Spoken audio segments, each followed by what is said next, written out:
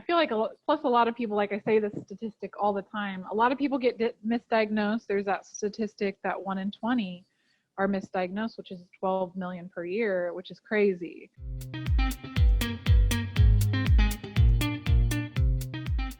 Hey TID fam, welcome to season 2 of the Invisible Diaries. We're your hosts, Misti and Amber.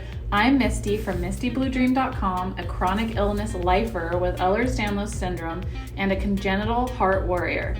I am a biomedical major, writer, mom, and advocate. And I'm Amber from the AutoimmuneAdvocate.com. I'm a mom, health coach, advocate, and fellow chronic illness warrior. And together we created the Invisible Diaries to shed light on invisible and chronic illnesses through education, advocacy, and awareness. The Invisible Diaries isn't just about sharing our story, but also including each and every one of yours. But first, a quick disclaimer. Any information discussed in this podcast is strictly our opinion and for informational purposes only. It is not meant as medical advice and should not be taken that way. Always consult with your doctor or medical team. We know battling chronic illness can be hard, and if you find yourself or someone you love in crisis and need someone to talk to, you can call the National Suicide Support Lifeline at 1-800-273-TALK, which provides free and confidential support in the U.S. 24 hours a day, 7 days a week. Again, that number is 1-800-273-TALK. Any cited resources mentioned will be linked on our website, theinvisibleidiaries.com. Now let's get started. So we have not talked together and done an episode together in a while, which is pretty cool to actually have some guests interview each other. But yeah, all of our guests have been so amazing. We have a lot of really cool ones coming up. I'm very excited. I know, it's super exciting. But since October is Dysautonomia Awareness Month, we thought we would do something different. Yes. Since we both have dysautonomia, I mean, why not? So we're going to interview each other, discuss what dysautonomia is. And it's interesting because as far as the thousands and thousands of illnesses that exist in the world, there's only 12 months. So of course, we're going to have a lot of overlapping illnesses to raise awareness on, which is great. The more the merrier to raise awareness, because this is all important stuff. And a lot of people aren't familiar with dysautonomia. Yep. They're like, wait, you have dystonia? I'm like, no, that's like a muscle thing. This is different. Not the same. Yeah, very different. Well, I mean, obviously, as health advocates, you know, you want to be bringing awareness all of the time. It's not an attention thing, it's an educational thing. So the more that we can talk, the more that we can talk about these things with friends and family, and, you know, we can have conversations, then it's not such a mystery and it doesn't become so weird and taboo. And then we can actually understand, you know, together a little bit better. So. Right. And a lot of times these chronic illnesses take, for some people, many people, years to get an official diagnosis. So sometimes, you know, just learning and listening, you might discover like, hey, that actually kind of sounds like me. And that could hopefully move your diagnosis process along faster, to maybe ask your doctor to test you for something that you might have heard about. I mean, I feel like, plus a lot of people, like I say this statistic all the time, a lot of people get misdiagnosed. There's that statistic that 1 in 20 are misdiagnosed, which is 12 million per year, which is crazy. So that's why I think education is so important. So right now, as we're recording this, I'm not sure when this will air, but there's the Dysautonomia International 2020 conference that's going on, which is pretty cool. And it's virtual this year and it's free. It's free, yeah. Yeah, so some of the like information I'll share will all be coming from the dysautonomiainternational.org. Because they're such a great hub for resources, and I believe they're linked on our website too. But they're all about awareness, advocacy, and advancement, and there's a lot of cool, great information coming out. So and exciting. I love them because they're so focused on research, which obviously is a huge passion for you too. But it's like, it's one of those things, even listening this morning, just in the introduction, you know, how much money other more well-known illnesses get. Oh my and gosh, then, and then like, then you have poor little Dysautonomia International over here. It's like, I mean, it's still a lot of money, but it's like she said this morning, it's a drop in the bucket compared to what a lot of more well-known. I mean, people don't know, so you don't know what to give to if you don't even know it exists. I didn't know it was a thing, even though I think I've been living with it my whole life. Like I didn't even know what it was. Yeah, not a lot of doctors are familiar, which we'll go into our different diagnosis stories and we'll learn about how unfamiliar they are. But so it's always great whether you're, a doctor or you're someone who's in the medical field or maybe a family, just to learn about these kind of things. Just, to hopefully prevent other people from being one of those statistics of the 1 in 20 or going years without a diagnosis. And it's definitely, I mean, you want to be, as a fellow human being, empathetic and sympathetic. And I think it's really hard to have empathy when you don't understand. I mean, it's obviously when you're experiencing it, if Misty says, hey, I'm feeling all of these things today, it's easier for me to be like, oh girl, like I get it. Like, don't even have to say anything because I feel it too. But it's a lot harder when you're describing, let's say, to a family member, why you're not coming to a family function because of, you're feeling this, and this, but yesterday they saw you out, running or walking the dog or having a great day, you must be faking, right? Yeah, which we get that all the time because it's like, even right now, I don't know if people are watching on YouTube or listening to us, but it's like, we look okay, but actually, like, I've got a fever right now. I almost passed out. Amber is like having a flare up too. She's having like a mast cell reaction or something, and also has a low grade fever. But hey, we're here. We're talking. We're doing what's important to us, and we look all right. So we must be fine. And we were just talking about that, about how, what becomes normal is not necessarily what your normal was last week or 2 months ago or 5 years ago. And so with something like dysautonomia, which we'll get into what exactly it is in a minute, it's constantly changing. Baseline is constantly changing. Your version of normal is constantly changing. So we become really highly adaptable human beings. Absolutely. Like, people don't understand. And even just like last night, my husband was like, well, do you have like body aches? I was saying how I didn't feel well and I'm really tired and stuff. And he's like asking these questions. I'm like, well, every single day of my life, yes, I do, but that's my normal baseline. Like right now, it's like when it's under that or over whatever that threshold, that baseline, where it's a little bit more intense and a little more than you're used to. So it's funny that, that's our normal daily life, is the chronic pain and the muscle aches and the fatigue. Like, that's our baseline. Side note, I have a question because I don't know if you're like I am, but does that get you in trouble where it's like you forget because you could do it the other day or you could do it before, and then you just kind of push yourself through it, that you're like, oh, it's fine, it'll be fine. Does that ever get you in trouble? I think it gets us all in trouble all the time because, we do push through. We ignore our body. Our bodies say, get in bed, be in bed. And like, that's just not realistic for a lot of us. And it's hard to do that. And we also try to prevent doing that because we don't want to be deconditioned even more so. So it's really definitely hard to have that balance of pushing through versus listening to your body and having the happy in between. So yeah. It's nice not to be the only one. Right? So dysautonomia is an umbrella term used to describe various conditions that cause a malfunction of the autonomic nervous system. The autonomic nervous system controls most of the essential functions of the body that we do not consciously think about, which includes the heart rate, blood pressure, digestion, dilation and constriction of the pupils of the eye, temperature control. I probably left some stuff out, but it kind of is that fight or flight mode. So if you think about like the autonomic, think about automatically, it's the things we automatically do. So we're sitting here as we talk, we're not controlling our blood pressure or our heart rate or temperature or our digestion. Our autonomic nervous system does. So if you have a dysfunction of that system, thus, dysautonomia, then, then that's, yeah, help me out here. Yeah, no, well, and I mean, no, it's very true. Of course you can, be conscious of your breathing, but you're not sitting here while you're having a conversation going, okay, breathe in, breathe out, breathe in, breathe out. Or heartbeat, keep going.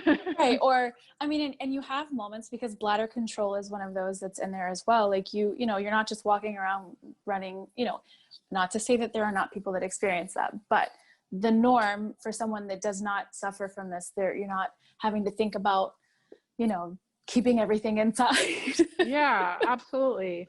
So when that is dysfunctional, it can be really tough to live with, because, you and I, for example, we can just be sitting here and have a moment where our heart rate just shoots up, or blood pressure drops, or our digestive system goes haywire, it decides to work overactively or not at all, or our temperature, like, suddenly we'll be freezing, or we'll be burning up with a fever. And that gets really confusing, because when you live with that, it's hard to differentiate, like, am I getting sick, or is this just my dysautonomia?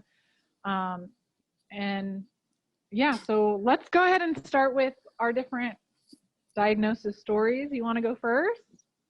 Sure. But quick note for our listeners, Okay. It affects men and women equally. So, because I know we have listeners on both sides, so I just want to make sure that we point out it's definitely not something that primarily affects women. I think women talk about it more, but. Well, according to the Dysautonomia International, about 85 to 90% of POTS patients are females, but that's POTS specific. Right. Or specifically POTS. Right. Dysautonomia does have multiple, there's multiple other forms of dysautonomia besides just POTS. Well, and even cardiogenic syncope and all those other types too.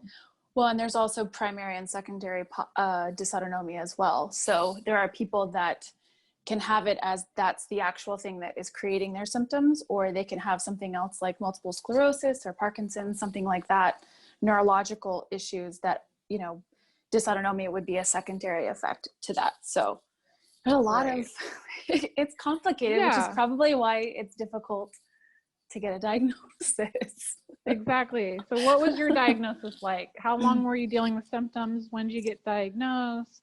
Well, what type of dysautonomia do you have? The crazy part about my diagnosis, which I guess I got my official diagnosis, I'm going on what year are we in? 4 years ago. So my actual getting a name to that is fairly new.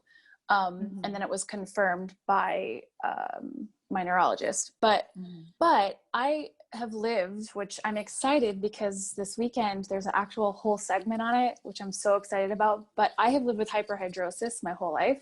And so for those of you that don't know what hyperhidrosis is, it is excessive sweating from, there's 5 regions, but mine is palmar, which is my hands, and then plantar, which is my feet. But there are people and I'm talking by excessive, I don't mean like clammy. I mean, if I'm holding my phone, it is dripping like tears down my arm. So it's, and my son has it. Astrid does too. Yeah. Which is crazy because I remember it was such a point of contingency, especially through my prepubescent years. I mean, as a little kid, I didn't really think about it as much, but when you start going on dates and holding hands, it becomes, or in class and you're bleeding through your paper because the blue ink from the paper would come off so I'd have blue arms and hands. Oh, wow. Or my paper would curl too. So from the moisture, then my paper would actually roll up so when I think about it, I mean, I've always had that. And I was always just told I had an overactive sympathetic nervous system, which we now know your, autonomic nervous system is divided into 2. You've got your parasympathetic and sympathetic. So no one ever really said anything. And I almost, at the age of 18, because it was so bad and I was dancing and, going the musical theater route, that I got approved for the surgery at the time. I was going to have to fly out west, and they would go in and actually burn or cauterize or clip, cut part of your sympathetic nervous system that they thought was the creation of the overactive. Oh my gosh. Like, but I'm telling you, major surgery, right? So like going in and they collapse one lung, reinflate it, go into the other side, collapse. And I remember being like, yes, at 18, I was like, I'm willing to do that. And I remember at the time, my friend's husband, who was a dermatologist, was like, that, like, no. Like, I understand you're 18 and this is like your whole life and this is a huge deal to you right now. But no, like, this is major surgery. Of course, insurance was going to cover it because it's a safety hazard. I mean, wet hands while you're driving or holding your, I mean, it can be dangerous, I'm sure. But like, just never really thought about it. Always had temperature irregularities. I mean, sleeping with a fan on my bed when I was young, just because I was always hot or freezing cold. So there's never like, I'm comfortable. It was always one or the other.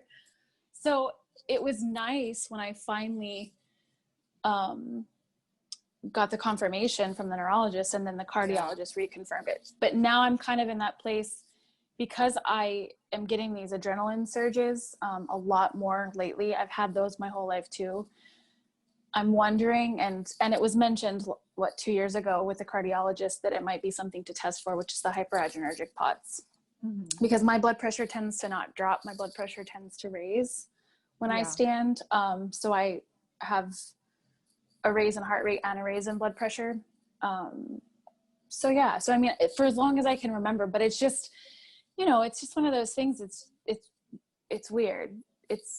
Well, it's important to note, for whoever's listening, that everyone with a chronic illness is going to be different. So that's why we love interviewing different people who have maybe even the same chronic illness, because you'll see how different the variations of symptoms are.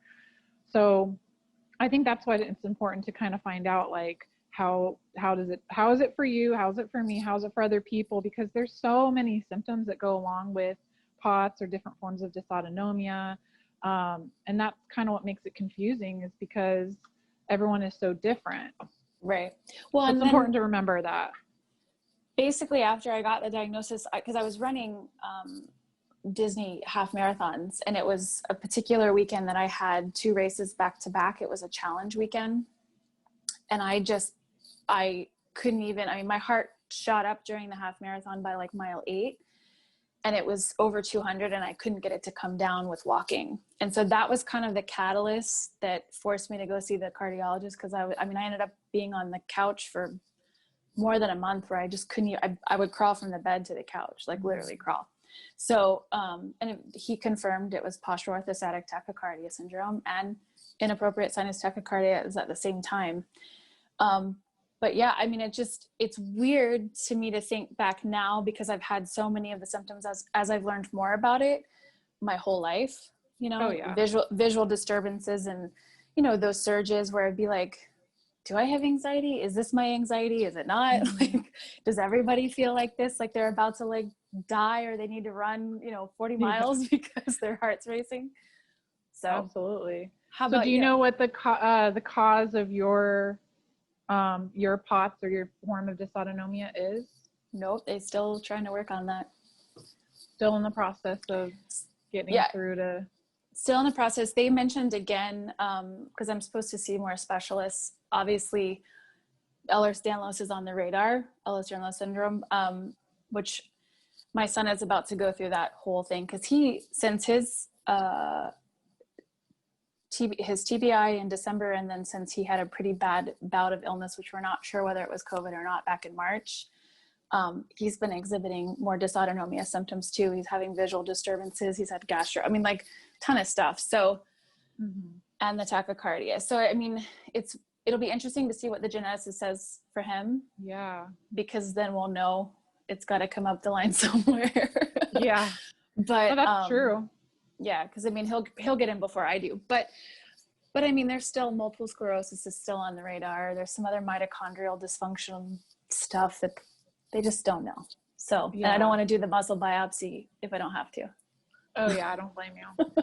Yeah. That's what makes it hard, is just going down the list to cross things off. That was kind of how my journey was with Ehlers-Danlos syndrome. I had, probably like 10 things on there that, and you just slowly cross them off. Yeah. So one of the statistics I read was that 80% of people with Ehlers-Danlos syndrome have POTS. But it's important to remember that it's not the other way around. If you have POTS, that doesn't mean that, there's you an have 80% EDS. chance that you have EDS. Dysautonomia. Which in that case, sorry, go ahead. Oh, go ahead. No, I was going to say, well, in that case, that's an example of a secondary dysautonomia, because the primary cause or the primary disease or syndrome is EDS, and then POTS is secondary, right? Or dysautonomia is secondary. Is that how that works? Kind of. Did I understand that right?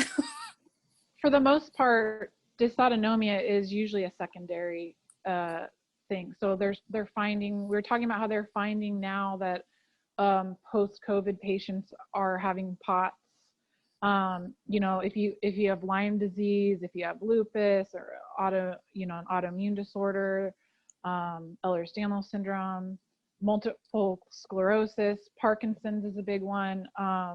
Or even some people could have a bout of dysautonomia after a flu, and then that's it. It can resolve, or even linger. So there's so many different health issues that can cause forms of dysautonomia. Yeah, they were saying this morning that the difference, there's an autoimmune response and then there's an auto-inflammatory response. So there's two different types of responses. So it doesn't necessarily mean you have an autoimmune disease. You could just be having an auto-inflammatory response, like something after COVID. Right. And unfortunately, those particular tests right now aren't even available to the public. This is still just ongoing research. Right. So yeah, they're estimating, again, according to Dysautonomia International, this is all the resources we're using today. There's estimated to be 1 to 3 million Americans living with POTS, making POTS more common than multiple sclerosis. And according to Mayo Clinic, POTS impacts 1 in every 100 teens, which is about 50% of patients that also develop POTS in adulthood. So I mean, that's pretty crazy. It is crazy. So if you think about a high school, I mean, how many hundreds of kids are in a high school? So like 1 per 100 a teen in that high school has POTS. Well, and think about that's the age group. I got my 3 take up their high school. Yeah, that's true. But think about too, that's usually the age group that mono runs rampant, and so, there's usually a big viral load there. So, I mean, it's definitely an age group. And then they're also having hormonal surges with, puberty. So it's an interesting group, I feel like, because they're probably the ones that kind of get dismissed even more, because it's like, you'll be fine. Just go. Yes, absolutely. So with my story, I've always had issues with my heart. I have other heart issues that are unrelated to Ehlers-Danlos syndrome. So that's kind of made it really tricky, because I have Wolff Parkinson-White syndrome, which is basically like I'm having a brain fog right now, so I can't remember what they call it. It's like pre-excitement syndrome. They is known for. So basically, like, if I would just get startled, I would go into like 250s. If I would bend over and pick something up. So it was just all day, every day. My heart rate was like overly excited. And even though I've had 4 ablations for it, and now I can finally take medication for it, it's still something, like if I'm half asleep and something loud happens and startles me, I still will go into an arrhythmia. So don't get me too excited. But so yeah, it was really complicated for me, because I had that my whole life, and I didn't get diagnosed with that until I was 14 or 15. And that was thanks to my high school nurse. I hated gym class. I definitely had failed all of those because I would make excuses, and being double jointed, actually funny EDS story that I wasn't aware of at the time. One time, to get out of like running like laps, I turned my arm all the way around, and I went up to the coach or whatever, and I was like, I think I hurt my arm. And they freaked out, because they're like, why isn't she screaming? Oh my God, oh my God, oh my God. And I go, whoa. And I panicked, because they're like legit panicking. And so I was like, I'm sorry. I'm kidding. I'm fine. And I like ran off, and I would like give myself hickeys on my arm to like Oh, be like, no. hey, I have a rash. Like I would do everything to get out of gym because Yeah. my heart rate would be in the 250s. And so yeah, the nurse at the school caught it. She listened to it and she was like, oh my gosh, she called 911. And by the time the ambulance got there, it would convert back to a perfect rhythm and I would be an angel. Like here I am, just perfect. And so I could never get it caught. But because she was a nurse and she heard it, she was like, no. She talked to my parents, and she was like, get her in, get this thing caught. And so finally I actually got the Holter monitor on. And, as soon as I got home, I'm wearing my monitor. Something dropped. I picked it up, went into the arrhythmia, and I was like, oh, it was only like 30 minutes, So they called it in, and right away, just that same day, like 15 minutes into the Holter monitor, the doctor was like, that was SVT. Oops, I dropped my head. So, and they said at the time, like, you'll be fine, you'll outgrow this. And of course I didn't. So anyway, that's a whole other thing. So that was hard to get diagnosed with dysautonomia because of that, because I had a lot of episodes of inappropriate sinus tachycardia, and so they kind of dismissed it. But at the age of 16, I saw a cardiologist, and they diagnosed me with POTS syndrome. And in my medical chart, it says POTS, POTTS syndrome. So if you Google that, it's going to be related to tuberculosis. Yeah, not the same POTS. I did not have tuberculosis, and I wasn't educated. So as a young patient who was advocating for myself at a young age, starting at the age of 16, 17, I was going to my own appointments by myself. And so I was not educated when they said I was having episodes of POTS. They never told me what POTS is. They never told me what to do about it. So at that age, going on until well deep into my 20s, I avoided salt like the plague because I was told salt is bad if you have heart issues. Salt and heart go hand in hand. Well, I mean, if you have high blood pressure and issues with salt, you do need to avoid salt. But if you have low blood pressure issues, salt helps to bring up the volume. Blood volume. And so I avoided that all the time. And again, with other heart issues, I had sick sinus syndrome, which is basically my heart rate would plummet. I would be really, really low, severe bradycardia, and then I'd have severe tachycardia and everything in between. And so my doctors were so afraid to give me a pacemaker for whatever reason. And they couldn't treat me with medication for the fast heart rates because of the low heart rates. So they just kind of let me chill for a good decade. And wow. I finally found an amazing doctor who like listened to me, and I was like, listen, please help me. Like, here's my life. Here's all my files. Here's, I had some actually potentially fatal arrhythmias that were starting to happen because I was pushed to the limit with my heart. So, if you think about someone who had extreme heart rates in the 250s, their whole, for the first 25, 30 years of their life, you can't deny that there's got to be some type of consequence for that. And so, that's called congestive heart failure. Well, you wear out your poor muscle. Yeah, I wasn't quite at that point yet. I was starting to show a little bit of the enlargement, and like with the blood test, the proBNP or whatever, but not quite enough to give me that diagnosis. But so anyway, he did the tilt table test, which used to be the gold standard, and nowadays a lot of doctors don't believe in it or use it or do it at all. So I was lucky enough to be able to do that just because I needed to get this diagnosis. And so my tilt table, I had severe neurocardio inhibitory response. So basically I was diagnosed with neurocardiogenic syncope, which is also known as vasovagal. So what they found is that my heart rate would just randomly plummet. And I had all these times where I would have these long pauses. I don't have them anymore, luckily, but like back in the day, I would get these long pauses, and they would show up They were like, a pause is considered 2.5 seconds, by the way. It's not, that's so long for your heart not to be pumping. Yeah, that's considered a pause, and that's like the bare minimum to fit that criteria. And I would have them all the time and longer ones.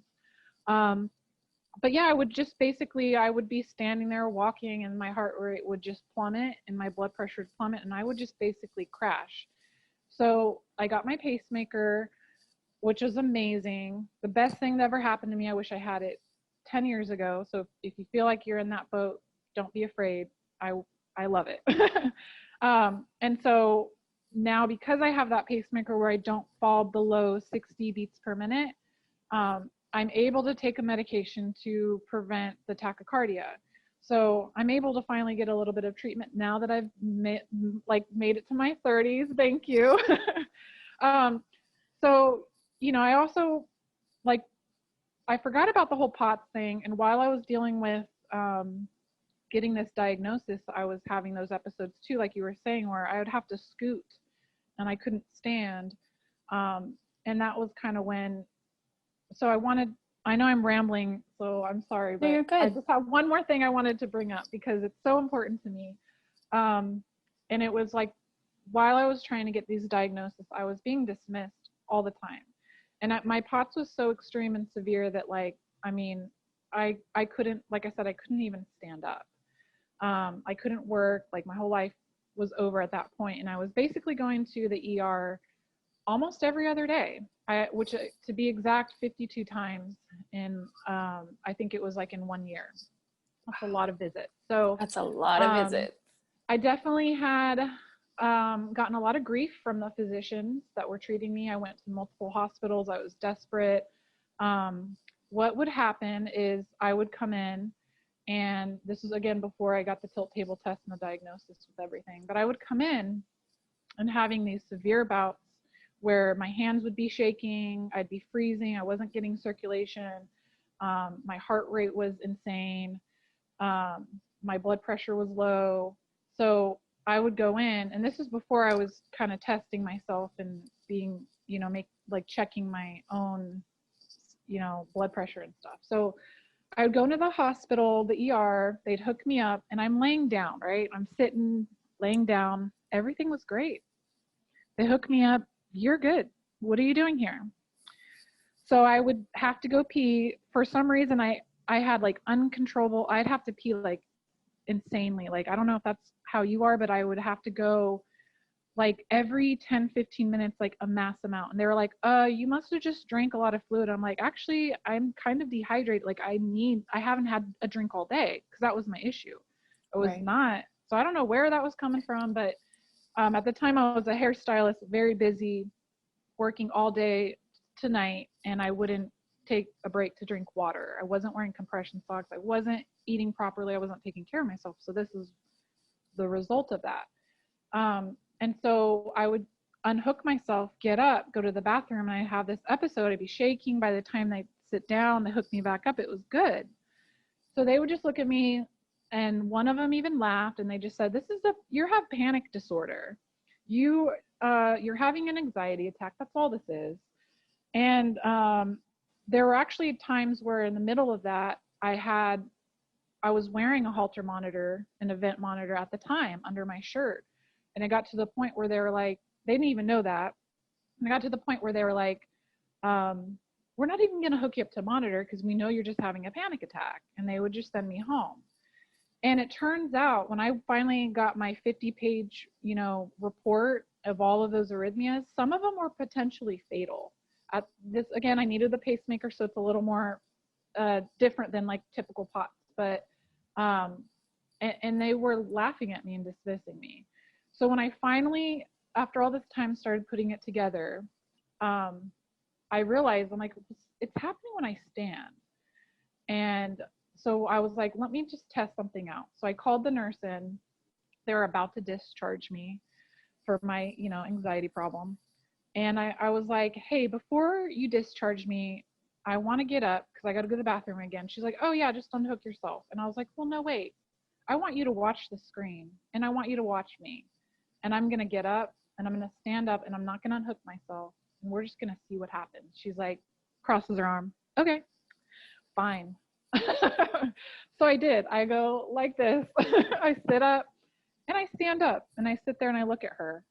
And all of a sudden the monitor, my heart rate was like 60, the monitor starts going off, the alarm's going off. I actually went into SVT because my heart rate got so high, and it happened to take my blood pressure at the time while this is going on.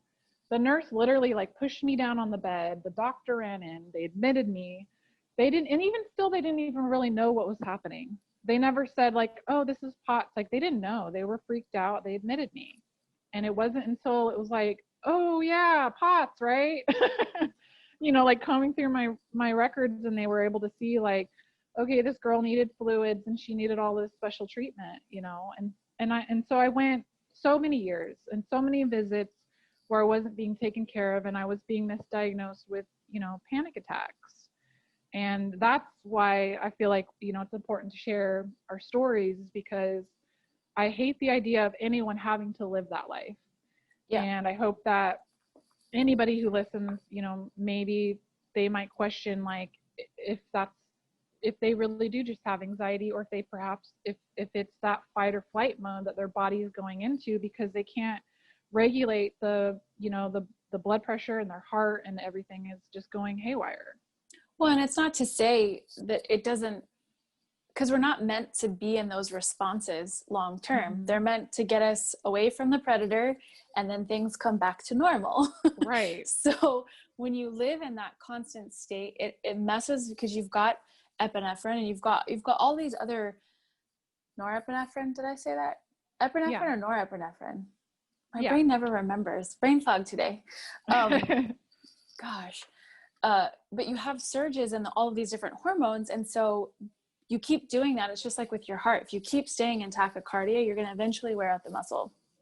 It's the same thing with this. You eventually land in adrenal fatigue. You end up with all these other problems that it's like, if the more proactive we can be, because I even think about something as simple and silly as hyperhidrosis, sweaty hands, right? Okay. Mm-hmm. No big deal. It's not a big deal. But all of the treatments that I went through, and nobody went, yeah, it's just an overactive sympathetic nervous system. Nobody goes, but why? If it was normal, everybody would have sweaty hands and sweaty feet, or sweaty underarms, or sweaty, bellies. Like, absolutely. All the time. Like, I could be I keep my house at between 70 and 72 degrees all the time, because it's easier for me to warm up than it is for me to cool down. And so I know, and I can be sweating no matter what. So even if I'm cold, I can sweat. Some of the new stuff that's been happening in the last 2 years are, especially when I activate motor function, I'll get these surges of my little pilar muscles that basically is like what activates your goosebump function. But mine actually will just be in a little tiny strip, like a little patch. And so, and you can actually see it almost looks like current, but it's not. You can actually see it.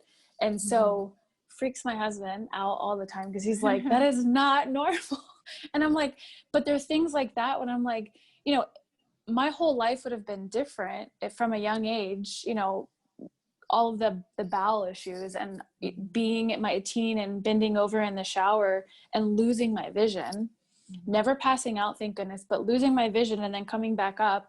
And then finally, my mom took me to a chiropractor, and, bless his heart, he didn't look very deep, because again, not all doctors are the same. And so I fought those on and off, to the point where I would just scoot in the shower. I wouldn't even stand up in the shower anymore, because I was so afraid of losing my vision and being permanently blind, because I didn't know what it was.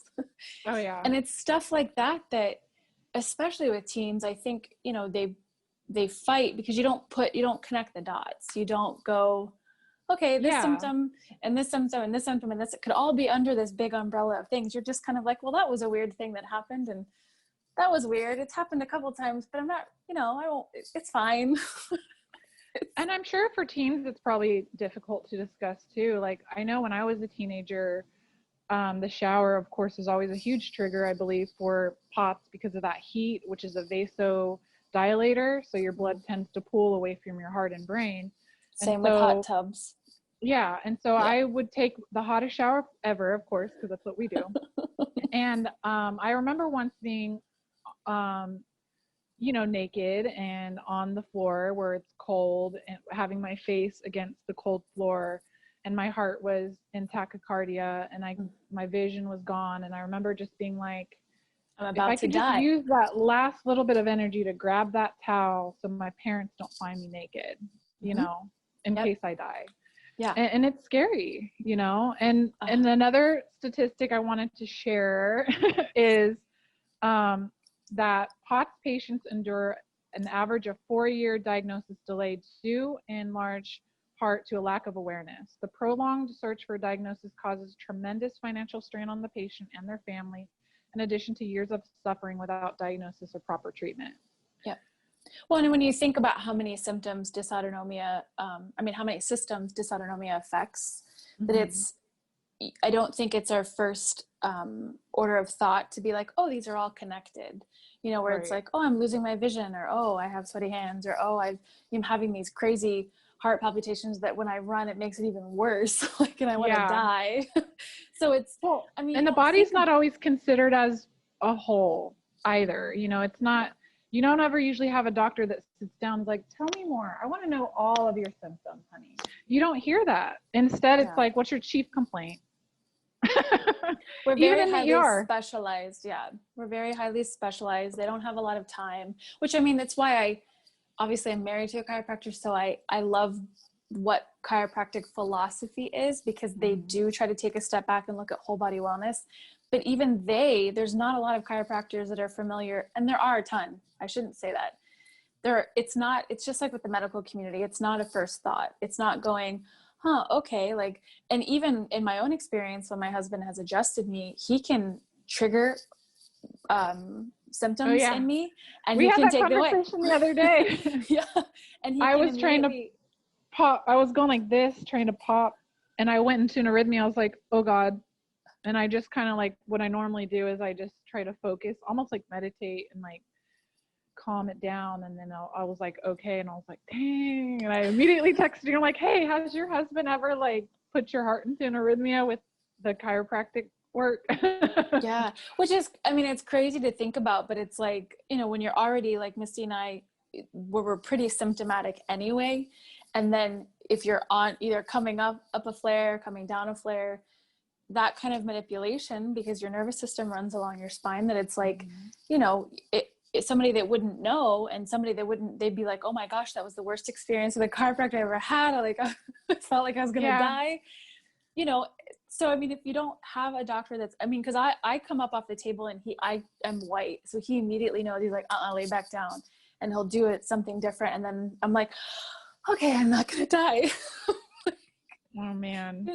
And it's stuff like that, which is why I love what Dysautonomia International is doing, because it's doctors are busy. They don't have time, like they said, to research and spend their time in books. They've spent all this time in medical school, but then they get out to treating patients and they get these complex cases that don't really necessarily have complex symptoms. Nor does it fit with their specialty or, but dysautonomia is something that really all specialists should have some type of knowledge in, I feel, because it, whether you're a neurologist, a cardiologist, or even an obstetricianist, you name it, everyone should have a little bit of an understanding with this. This should be something that's learned more as a basic, piece of education in med school versus a sidebar somewhere.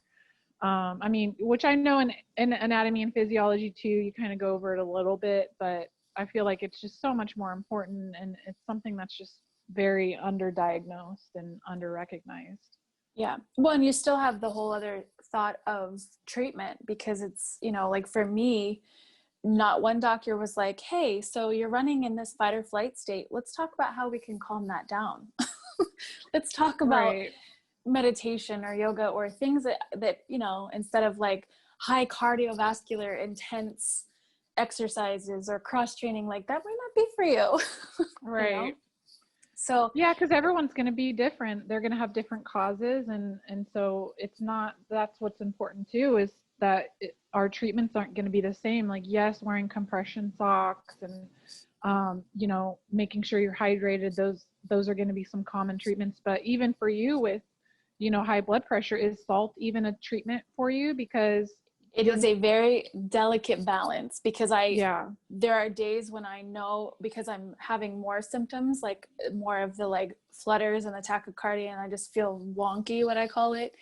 So lately I've been doing kind of a mixture. It's like my own potsy cocktail, but I'll do magnesium and I'll do just half of the liquid IV, and then some sea salt, just because I'll just do a little dash. But it will help alleviate some of the symptoms, but then my blood pressure is like insane, and my hands are swollen, my feet are swollen, like, so it's I haven't found that happy spot yet, because I need the salt to help balance some of the symptoms, then it exacerbates all the other ones. Yeah, because if your blood pressure is high and if you have salt, well, you're supposed to avoid it if you have high blood pressure. So I'm not sure, how that works, like on the spectrum with this will be a to be continued conversation. Well, maybe during the conference we'll learn about that. But like, so for me, I'm on a high salt diet. I put salt on everything. But when I talk to my geneticist, I mean, something that I learned from my geneticist is that you can't consume the amount of salt that you'll need to like be able to, as a therapeutic level. So we can eat a high salt diet all day long, but it's not enough. So you have to actually take like the tablets of salt, like these big tablets, like several of them. I mean, everyone's like going to be different. Listen to your doctor, but yeah, so it's not, the amount of salt needed therapeutically for POTS isn't consumable. So, you usually taking the salt sticks, which I still don't even do that. I'll use the banana bag oral solution, and I do the high salt diet, even though I know that it's not enough. Well, and you do infusions as well. I do infusions. Sometimes, though, I feel like it pushes out the rest of my electrolytes, because they just give me normal saline. They're not putting the things I need in it, because they are not really familiar. They literally told me, like, we've never treated someone with POTS, so we'll give you IV, but they just gave me normal saline. And so I have to come home and I have to take potassium and I have to take all these other things, or I start going into the flutters and arrhythmias and all of that. So, and that's, my doctor should know that. My doctor who's giving me these should know, like, okay, otherwise you have salt wasting, where if you drink too much water, you literally just pee out all of your electrolytes. Right. And then so when I get this big bag, I'm getting a little bit of fluid that I need for sure. But I salt waste so much. And my sodium is always low. Every time I get my blood work, it's low. Well, and like you said, I mean, you end up flushing your system, because everybody's like, oh, drink more water. And you should, but you have to be really careful. I mean, because I don't even know now that I've upped mine to a gallon a day, like my cardiovascular symptoms got so much worse. And I was like, why am I in flutters again? Like, this is crazy. Like, I'm in so many flutters. And I call it the fish flopping feel, where it literally feels like there's a fish and I'm like, for a second. Yeah, because it's your body saying, hey, something's wrong. I need electrolytes, or I need sleep, or I need, to cut the coffee or whatever. It's your body's way of being like, hey. Well, and I used to get made fun of all the time, because I would literally, when I was young, I would take an entire jar of pickles and I would just go to my room and I would eat the pickles and then drink the juice. Like, that was my afternoon snack. And everyone's like, you're so weird. Pickles. But now I think about it, and even now it's still my go-to when I just need quick salt something. I drink the dill juice, and sometimes I'll even add more salt to it. But I think about, like, intuitively as a kid, a lot of times you're like, they say that's what cravings are. They say that when you have a craving, it's because you need something. And so, even with chocolate, there's certain elements in chocolate that you crave. And I think so for an example, I used to always crave yellow mustard, like so much to where I would be like, what can I eat today for dinner so I can pour yellow mustard all over it? Turns out yellow mustard is high in vitamin B, and it's usually, if you crave it, it's because you have a B deficiency, which I did, and I've corrected my B deficiency, and now I don't crave mustard like a lunatic. Love it. I love it. It's just, it's little things like that. Like, our bodies are very intelligent. Yeah. But yeah, that's funny. And I think the biggest takeaway really is to, as a patient, to educate yourself, because I can't tell you how many times I've had people reach out to me and they're like asking, they're asking me questions and they have no clue what they were tested for. They have no clue what the diagnosis that was thrown at them was. And it's like, how can I give you advice if you don't even know what you're dealing with, number one, which obviously I should because I'm not a doctor, but I'm just saying. Yeah. As a friend, they don't know, these friends of mine, they don't know what their diagnosis is. Right. They don't know what the doctor said to them. And so they leave and they're like, I just know I take this and that, and that's how patients fall through the cracks, because they aren't always understanding that they have to educate themselves. Well, like I wasn't educated. Yeah. Well, and you assume like, hey, I'm having this problem. It's out of, I don't know what it is. All the things I've done to try to regulate it are not working. So then you go to the doctor. You expect the doctor to know. And I think that there are a lot of brilliant doctors, but I think it's impossible for them to know everything. And plus, when you have something, even like with Misty and I, our stories, we have very drastically different symptoms. Our journeys with dysautonomia are very different. And so if we saw the same doctor who wasn't necessarily a dysautonomia specialist, or a neurologist that was familiar or whatever, we would not fit in the same box. So while we have the same issue, we don't have the same issue. Yeah. And that's why it's just, I can't stress enough to just, as a patient, get your medical records. And Amber and I are working on a book that is hopefully will be out in early spring of next year. And one of our first chapters is going to be how to advocate for yourself. So we're going to share, all kinds of really good information in that. But really just making sure you have your medical records, learning some of the terminology that's been thrown towards your diagnosis.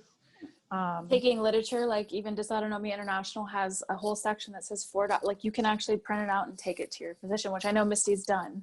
Yeah. Actually right here, what I'm holding right here, that was actually our very first Invisible Diaries post, was me holding this, which is the 10 facts about POTS. Yeah. And then what is dysautonomia. And I printed those out and I made several copies of each, and I went to the fire department. I educated them and they were amazing. They all just sat there and listened. And it's crazy because like the last time I saw them on accident with the episode, they're like, "You're the POTS girl." But I brought them to the hospitals in my area. I made sure I called. I was like, I want the number of the ER director. I made sure that they got it. And you know what? It's been a couple of years, so maybe I'll do it again, and maybe you can do that. And those who are listening, they can educate, their ERs and the fire departments of little things like this, because even if it's just that one firefighter who like learned what POTS is, I mean, we're making a difference.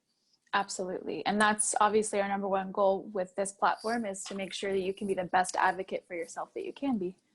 Absolutely. Because nobody will care about your health more than you. Yes, that's true. So, yep. All right. I love it. Thanks for telling me your story. You too. With dysautonomia. Yes. Because we have many. I know. That was fun. Thank you guys for listening, and as always, we ask that you leave us a 5-star review on whatever platform you're listening to. Also, make sure you are following us on Instagram and Facebook for the latest updates, and subscribe to our website where you'll find all the details from today's podcast, as well as other amazing resources. Don't forget to check out our latest issue of the Invisible Diaries magazine.